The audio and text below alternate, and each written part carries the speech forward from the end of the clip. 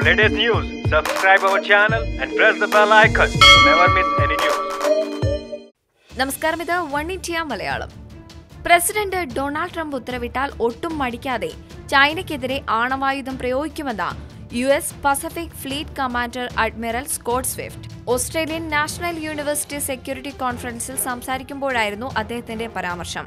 അമേരിക്കയുടെ ഭരണഘടനയെ എതിർക്കുന്ന വിദേശ പ്രാദേശിക ശത്രുക്കൾക്കെതിരെ പോരാടുമെന്നും മുതിർന്ന ഉദ്യോഗസ്ഥരെയും US കമാൻഡർ ഇൻ ചീഫായ പ്രസിഡന്റിനെയും അനുസരിക്കുമെന്നാണ് ഓരോ സൈനികരും എടുക്കുന്ന പ്രതിജ്ഞ. അമേരിക്കൻ ജനാധിപത്യത്തിന്റെ കാതലിതാണ്.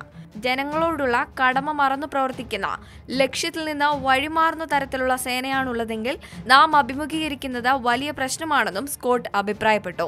ഓസ്ട്രേലിയൻ കടലിൽ USഉം ഓസ്ട്രേലിയയും സംയുക്തമായി നടത്തുന്ന സൈനികാഭ്യാസത്തോടനുബന്ധിച്ചുള്ള കോൺഫറൻസിലായിരുന്നു സ്കോട്ട് സ്വിഫ്റ്റിന്റെ അഭിപ്രായ പ്രകടനങ്ങൾ. 36 യുദ്ധക്കപ്പലുകളും 220 വിമാനങ്ങളും 33,000 സൈനികരുമാണ് സൈനികാഭ്യാസത്തിൽ പങ്കെടുക്കുന്നത്. കഴിഞ്ഞ ദിവസം തർക്കത്തിലുള്ള കിഴക്കൻ ചൈന കടലിനു മുകളിൽ പറക്കുകയായിരുന്ന US നാവികസേന വിമാനത്തെ ചൈനയുടെ 2 യുദ്ധവിമാനങ്ങൾ ആകാശത്ത് വെച്ച് തടഞ്ഞിരുന്നു. US വിമാനം ഒഴിഞ്ഞു മാറിയതുകൊണ്ടായിരുന്നു കൂട്ടിയിടി ഒഴിവായത്. ചൈനയുടെ നടപടി അപകടകരമാണെന്നായിരുന്നു പെന്റഗൺ മുന്നറിയിപ്പ് നൽകിയത്. എന്നാൽ തങ്ങളുടെ ആഭ്യന്തര സുരക്ഷയ്ക്ക് ഭീഷണിയായ സാഹചര്യത്തിലായിരുന്നു US വിമാനങ്ങൾ തടഞ്ഞതെന്നായിരുന്നു ചൈനയുടെ വിശദീകരണം. കൂടുതൽ അന്താരാഷ്ട്ര വാർത്തകൾക്കായി സബ്സ്ക്രൈബ് ചെയ്യുക വൺ ഇന്ത്യ മലയാളം.